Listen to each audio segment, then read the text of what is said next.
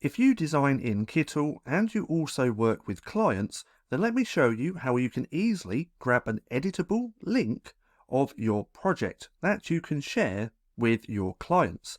Now, all you have to do is come up to here to where we see this little icon. If we click on there, we want to come down to share a copy of your project. Now, if we click on there, we can see people with the link get an editable copy of your project. So all we have to do is copy this link, then we can share that with whoever needs to see this.